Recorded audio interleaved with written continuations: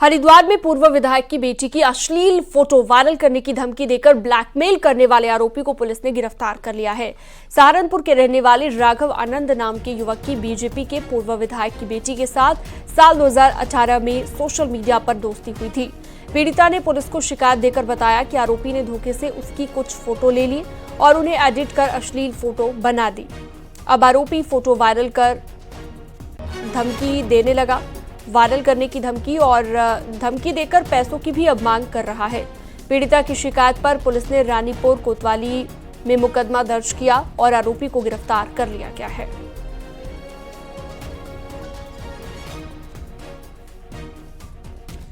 उत्तराखंड में अवैध मदरसों पर एक्शन लगातार जारी है। मंगलवार को रुड़की के भगवानपुर में 3 और मंगलौर 2 में अवैध मदरसों को सील किया गया है।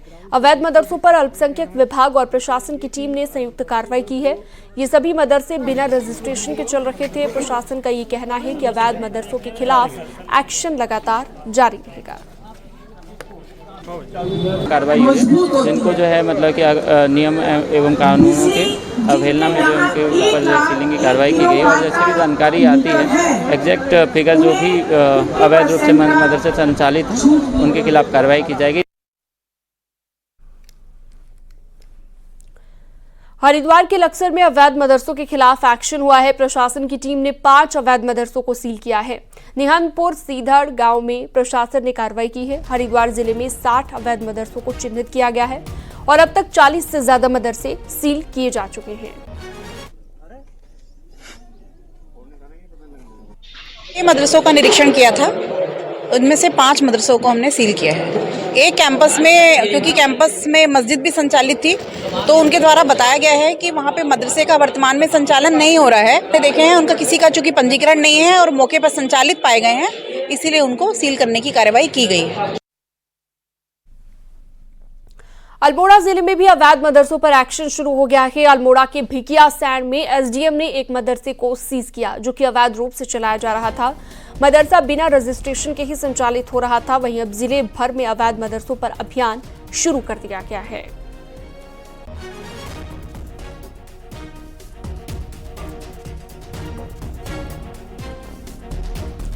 अवैध मदरसों के खिलाफ हो रही कार्रवाई के बीच सरकार ने एक और बड़ा फैसला लिया है। मदरसों के लिए सरकार नए सिरे से नियमावली बनाने जा रही है, तो इधर मदरसों को लेकर सियासत भी जोर शोर से शुरू हो गई है।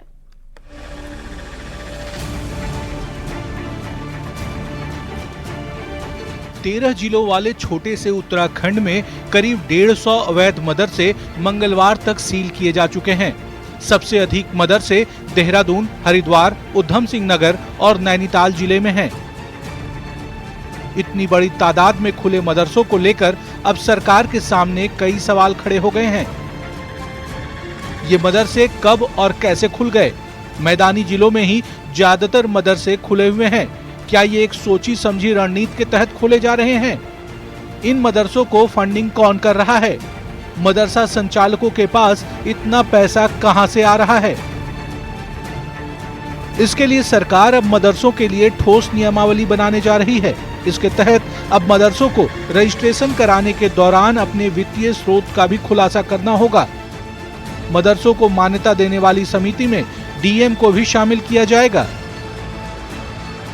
उसमें यह व्यवस्था प्राविधानित कराई गई है कि जिला अधिकारी की भूमिका जो है मान्यता नियमावली में रखी जाए, नंबर 1, और ये वित्तीय जो फंडिंग होती है, फंडिंग में भी जो है पारदर्शिता लाई जाए। उसमें उनको सोर्स कहाँ से मिल रहा है, कहाँ से फंडिंग हो रही है, और वो उनको बताना जो है। अगर वो मान्यता नियमावली शासन स्तर से अप्रूव हो जाता है तो ऐसी स्थिति में फिर वो पास होने के बाद उनको बताना आवश्यक हो जाएगा।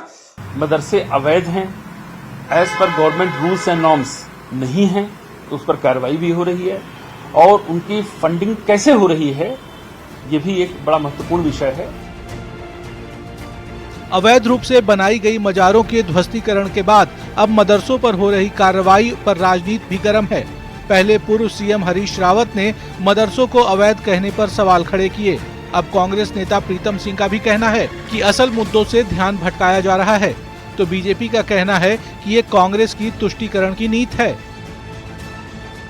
एक ही एजेंडा जो है भारतीय जनता पार्टी के पास रहता है, वो रहता है कि सामाजिक स्वार्थ को किस तरीके से समाप्त किया जाए, खराब किया जाए, उस दिशा में कदम बढ़ाए जा रहे हैं। जो भी मदरसे अवैध रूप से बने हुए हैं, अवैध रूप से संचालित हो रहे हैं, अवैध रूप से फंडिंग से पोषित हो रहे हैं, इन सब कारणों से अगर किसी को रद्द किया गया है, किसी को बंद किया गया है, इस पर कांग्रेस की आपत्ति मुझे समझ में नहीं आती।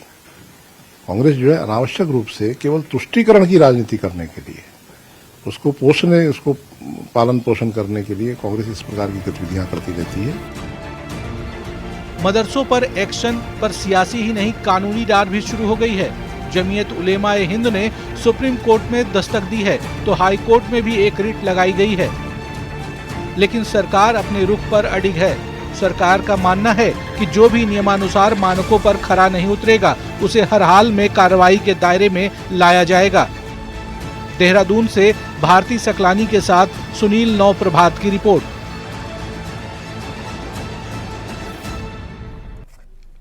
हल्द्वानी में मंगलवार को भीषण सड़क हादसा हो गया। यहां पर कमलू व गांजा रोड पर एक बाइक को तेज रफ्तार ट्रक ने टक्कर मार दी। हादसे में बाइक सवार 3 लोगों की मौत हो गई, जिसमें 2 बच्चे भी शामिल हैं। और बताया ये जा रहा है कि पीलीभीत का रहने वाला जय सिंह मंगलवार दोपहर के बाद अपने बेटे और पड़ोसी के बेटे को लेकर स्कूल की किताबें लेने मार्केट चला गया, लेकिन तभी वो हादसा हुआ और हादसे का शिकार होने के बाद अब परिवार में कोहराम मचा हुआ है।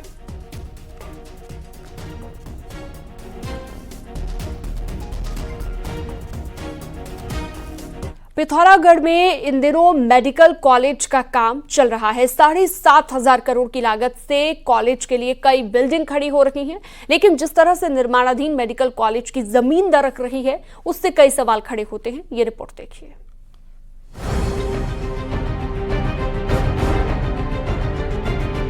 बीते दिनों बारिश के बाद जिस तरह मेडिकल कॉलेज का ये हिस्सा दरका है, उससे पूरी तरह बिल्डिंग खतरे की जद में है। यही नहीं, इस इलाके में ऐसे कई स्लाइड जोन तैयार हो रहे हैं जो कभी भी दरक सकते हैं। मेडिकल कॉलेज को वजूद में लाने के लिए कॉलेज कैंपस में जहां 15 ब्लॉक बनने हैं, वहीं हॉस्टल कैंपस में 12 बिल्डिंग बननी है। इन बिल्डिंग को बनाने में पहाड़ों की कटिंग भी हुई है। ऐसे में अब ये सवाल भी खड़ा होने लगा है कि क्या इतने भारी भरकम स्ट्रक्चर का बोझ यहाँ की जमीन उठा सकती है। बिना जांच के, बिना परीक्षण के उस क्षेत्र में निर्माण किया है। आज आप देख रहे हैं लगभग 100 करोड़ के करीब पैसा खर्चा कर चुकी है सरकार, लेकिन आज एक बारिश होने में बेस हॉस्पिटल की बिल्डिंग गिरने की स्थिति में है। लैंडस्लाइड के बाद बिल्डिंग को बचाने की कवायद जरूर शुरू हुई है, लेकिन इसी इलाके में निर्माणाधीन कार पार्किंग बनने से पहले ही जमींदोज हो चुकी है। ऐसे में जमीन की मजबूती पहले ही सवालों के घेरे में है।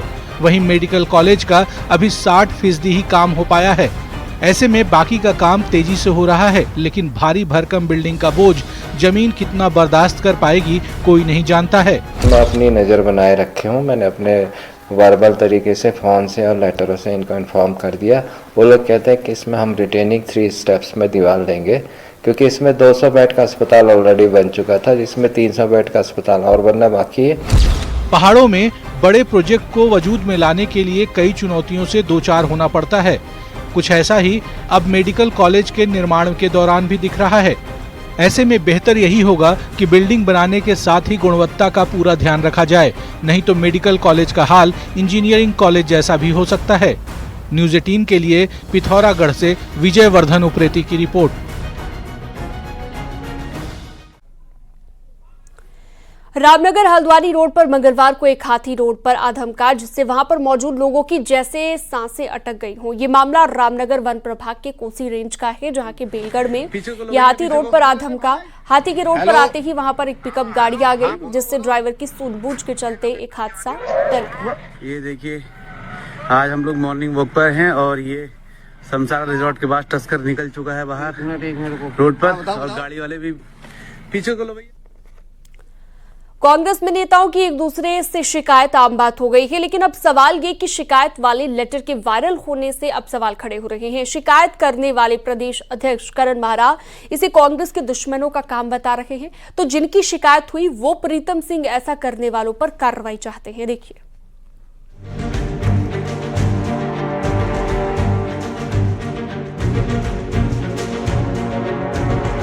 विधानसभा चुनाव में हार के बाद कांग्रेस नेता प्रीतम सिंह ने तब के प्रभारी देवेंद्र यादव पर कई सवाल खड़े किए। उसी से जुड़ी साल 2023 की शिकायत का ये लेटर सोशल मीडिया पर वायरल हो रहा है। लेटर में कांग्रेस प्रदेश अध्यक्ष करण महारा ने प्रीतम सिंह की शिकायत राष्ट्रीय अध्यक्ष मल्लिकार्जुन खड़गे से की है। लेटर सामने आने के बाद सवाल खड़ा हुआ है कि क्या करण महारा ने शिकायत करके प्रीतम सिंह का नाम खराब करने की कोशिश की है। लेटर वायरल हुआ तो कांग्रेस प्रदेश अध्यक्ष करण महारा के सामने सवाल आया कि आखिर 2 साल बाद ये लेटर कैसे, क्यों, कहां से, किसने वायरल किया और क्या सोशल मीडिया में घूम रहा ये लेटर सही है। देखिए, पहली बात तो यह कि अगर किसी अध्यक्ष को कोई चिट्ठी लिखनी होगी तो वो बाहर नहीं जाती है। दूसरी बात, अगर करण मेहरा को किसी की शिकायत करनी होगी, मैं इतना बेवकूफ़ नहीं हूँ, मुंह से करूँगा, और सिफारिश करनी होगी तो लिख के करूँगा। ये केवल और केवल ऐसे लोगों का काम है जो कांग्रेस का नुकसान करना चाहते हैं। पर सवाल ये है कि आखिर कांग्रेस का दुश्मन कौन है जो नहीं चाहता कि कांग्रेस के सब नेता जब साथ दिख रहे हों तब इस तरह का लेटर वायरल कर दिया जाए, जिससे बड़े नेताओं का झगड़ा पब्लिक को पता लगे। प्रीतम सिंह के मुताबिक किसी शिकायत से कोई फर्क नहीं पड़ता, लेकिन लेटर फर्जी है और ऐसे करने वालों पर FIR दर्ज करनी चाहिए। वहीं कांग्रेस के महामंत्री रहे और बीजेपी के हो चुके मथुरा दत्त जोशी लेटर की प्रामाणिकता पर कुछ नहीं बोले, पर शिकायत को कांग्रेस का कलह बताया। अब ये तो इस बारे में अध्यक्ष ही स्थिति स्पष्ट कर पाएंगे, और अगर ये फर्जी पत्र है तो जिन्होंने इसको जो है सोशल मीडिया में डालने का काम किया है तो उनके खिलाफ कार्रवाई करें, FIR उनके खिलाफ होनी चाहिए। और बाकी तो मैं क्या कह सकता हूँ, अगर शिकायती पत्र है, सही है, गलत है, अभी तो अध्यक्ष जी बताएं। अब देखिए, ये तो कांग्रेस पार्टी का अपना अंदरूनी मामला है, कोई चिट्ठी लिखी कि नहीं लिखी, क्या है क्या नहीं है, लेकिन कांग्रेस में ये जरूर एक दूसरे की शिकायत का पुराना प्रचलन है। बड़े बड़े नेताओं की, एक कभी हरीश रावत जी किसी करते हैं, कभी हरीश रावत जी की कोई करते हैं। फिलहाल कांग्रेस नेता प्रीतम सिंह की हाईकमान से शिकायत वाला ये लेटर वायरल है, तो कांग्रेस प्रदेश अध्यक्ष करण महारा को ये मजबूत होती कांग्रेस के दुश्मनों का काम लग रहा है। लेकिन लेटर फर्जी है या शिकायत, ये अभी भी पार्टी के अंदर चर्चा का विषय बना हुआ है।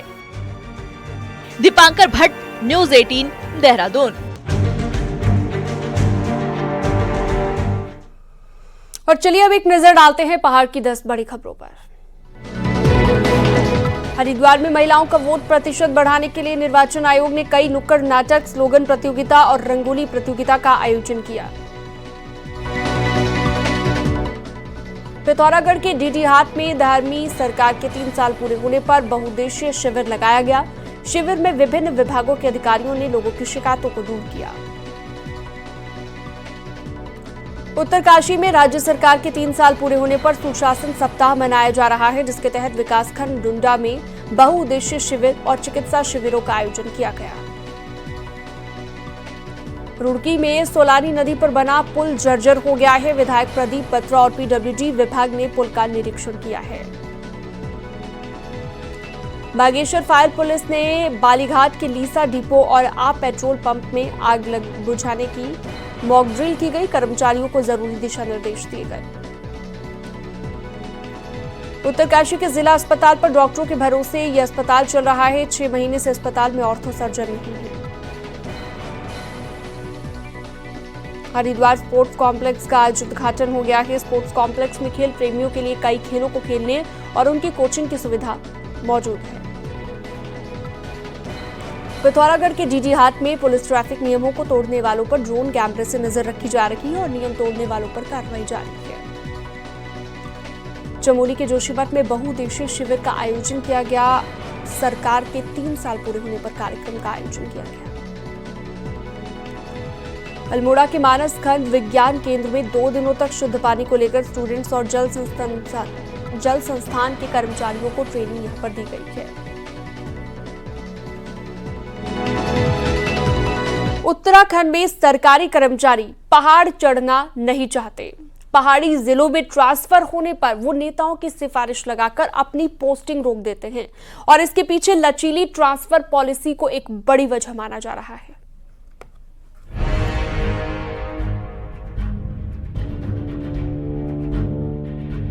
कुछ दिनों पहले आईजी गढ़वाल ने उन पुलिसकर्मियों की लिस्ट जारी की थी जो लंबे समय से पहाड़ों में तैनात नहीं हुए थे। बाकायदा उनका ट्रांसफर पहाड़ी जिलों में किया गया था। लेकिन हैरानी की बात है कि 20 से 30% पुलिस वालों ने राजनीतिक सिफारिश लगाकर अपने ट्रांसफर रुकवा दिए। हमने लास्ट ईयर के जितने भी पेंडिंग ट्रांसफर थे उसमें 90% ट्रांसफर जो हैं वो कंप्लीट हो गए हैं और कुछ ही लोगों के ट्रांसफर जो है वो रोके गए हैं। एक कुछ इन्वेस्टिगेशंस उनके महत्वपूर्ण इन्वेस्टिगेशन उनके अंडर में थे और कंसर्निंग लॉ एंड ऑर्डर की सिचुएशन को हैंडल करना था। तो इसमें जनपद प्रभारियों ने स्पेशल उन्होंने रिक्वेस्ट लिखी कि ताकि इनको कुछ दिनों तक के लिए रोक लिया जाए, तो उनको अग्रिम आदेशों तक रोका गया है। ट्रांसफर रुकवाने वाले ये वो पुलिसकर्मी थे जिन्होंने आज तक पहाड़ी इलाकों में ड्यूटी नहीं दी और पहाड़ जाने से परहेज करने वाले सिर्फ पुलिस विभाग तक ही सीमित नहीं है। दूसरे सरकारी विभागों का हाल भी कुछ ऐसा ही है। पहाड़ पे कोई चिकित्सा जैसी सोचना घूम फिर के देहरादून आना पड़ता है या ऋषिकेश आना पड़ता है, उस तरह से हल्द्वानी आना पड़ता है। इसी प्रकार कोई भी एजुकेशन के जो अच्छे कॉन्वेंट स्कूल हैं या अच्छे शिक्षित प्रतिष्ठान है वहाँ पहाड़ पे नहीं है।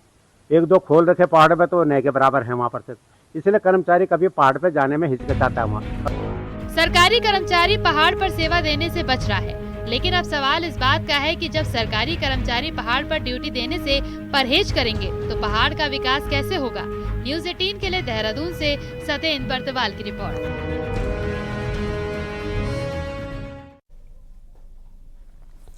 चारधाम यात्रा की तैयारी तेजी से चल रही है। वहीं कमिश्नर गढ़वाल ने एक बार फिर से ये कहा है कि शुरुआती 1 महीने में वीआईपी दर्शन पर रोक रहेगी, यानी कि किसी को भी वीआईपी प्रोटोकॉल नहीं मिलेगा। वहीं अगर कोई वीआईपी आम श्रद्धालु की तरह दर्शन करने चाहता है तो उनका स्वागत है। वहीं गढ़वाल कमिश्नर ने यह भी कहा कि यात्रा में श्रद्धालुओं की संख्या को देखकर भी फैसले लिए जाएंगे। कि हम लोग शुरुआत के 1 महीने में किसी भी प्रकार के वीआईपी दर्शन को अनुमन्य नहीं करेंगे। आम श्रद्धालु के रूप में कोई वीआईपी आना चाहे उसका स्वागत है, लेकिन जो एक प्रोटोकॉल होता है, एक वीआईपी दर्शन देते समय जो और लोगों को रोका जाता है, इसको बिल्कुल नहीं किया जाएगा। लेकिन आप जानते हैं कि प्रशासन के हर निर्णय मौके परिस्थिति के हिसाब से होते हैं। अगर लगता है कि भीड़ नहीं है इतनी ज्यादा, तो उसको रिव्यू भी किया जा सकता है। ये जब यात्रा शुरू होगी परिस्थितियों के हिसाब से ही इसमें निर्णय लिया जाएगा। 2 मई से शुरू हो रही केदारनाथ यात्रा को लेकर तैयारियां जोरों शोरों से चल रही हैं। फिलहाल यहां पर बर्फ हटाने का काम तेजी से चल रहा है। लिंचोली तक पैदल मार्ग से बर्फ हटा दी गई है और अब इससे आगे कार्य जारी है, लेकिन अभी भी करीब 10 फीट से ज्यादा बर्फ जमा है और रास्ते के बीच से बर्फ हटाई जा रही है। रास्ता साफ होने के बाद केदारनाथ धाम में बर्फ हटाने का कार्य किया जाएगा। अभी केदारनाथ में भारी बर्फ जमा है। इसके साथ ही केदारनाथ धाम और रास्ते पर विद्युत व्यवस्था ठीक तरीके से करने का काम जारी है।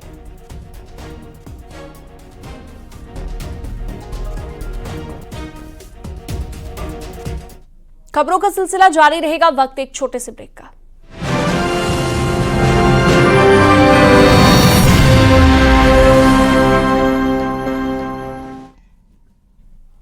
साइबर ठगों की नजर पहाड़ पर आने वाले सैलानियों पर है। ठग न सिर्फ ये पर्यटकों से ठगी कर रहे हैं, बल्कि बड़े होटलों की नकली वेबसाइट बनाकर फर्जीवाड़े को अंजाम दे रहे हैं।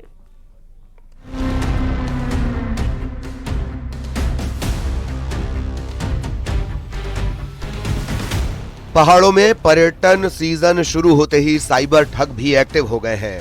होटल्स की बुकिंग और घुमाने फिराने के नाम पर ये ठग लोगों की जेबों को खाली कर रहे हैं। इन ठगों के रडार पर वो लोग होते हैं जो ऑनलाइन होटल रिजॉर्ट की बुकिंग करते हैं। वहीं नैनीताल के होटल्स में हो रही आए दिन बुकिंग के नाम पर ठगी से होटल कारोबारियों ने कार्रवाई की मांग उठाई है। ये लोग हमारी फेक वेबसाइट, फ्रॉड वेबसाइट्स बना रहे हैं और इनकी वेबसाइट्स में बुकिंग्स जा रही हैं और टूरिस्ट यहाँ पे आके फिर होटल में बहुत परेशानी क्रिएट करता है और उसे लगता है कि पुलिस और होटल वाला दोनों मिले हुए हैं। तो इस पे स्टेप लेने की बहुत आवश्यकता है। इन साइबर ठगों का जाल कुछ ऐसा है कि पुलिस के लिए भी ये चुनौती बने रहते हैं। लेकिन इस बार के पर्यटन सीजन के लिए पुलिस ठगों पर नकेल कसने का दावा कर रही है और बाकायदा इसके लिए तैयारी भी की जा रही है। इस टूरिस्ट सीजन में हमारा प्रयास रहेगा जो कंप्लेंट हमारे पास आई उस पर त्वरित कार्रवाई जरूर हो, लेकिन साथ साथ अगर ऐसी कुछ फेक वेबसाइट्स चल रही हों हम उनको आइडेंटिफाई करके जनता को अवगत कराएं कि इन फेक वेबसाइट्स के झांसे में नहीं आए। साथ साथ अपील जनता से रहेगी कि वो भी अलर्ट रहें और गवर्नमेंट की वेरीफाइड वेबसाइट्स के माध्यम से ही हेली बुकिंग्स की कराएं। बहरहाल साइबर ठगों से न सिर्फ आम लोग परेशान हैं, बल्कि अधिकारियों को भी इन ठगों ने चूना लगाया है। वहीं पुलिस लोगों से अलर्ट रहने की अपील के साथ साथ वेरीफाइड साइट से ही होटल्स की ऑनलाइन बुकिंग करने की अपील कर रही है। न्यूज़ 18 के लिए नैनीताल से वीरेंद्र बिष्ट की रिपोर्ट। और वक्त एक छोटे से ब्रेक का है, कहीं मत जाइएगा, खबरों का सिलसिला जारी।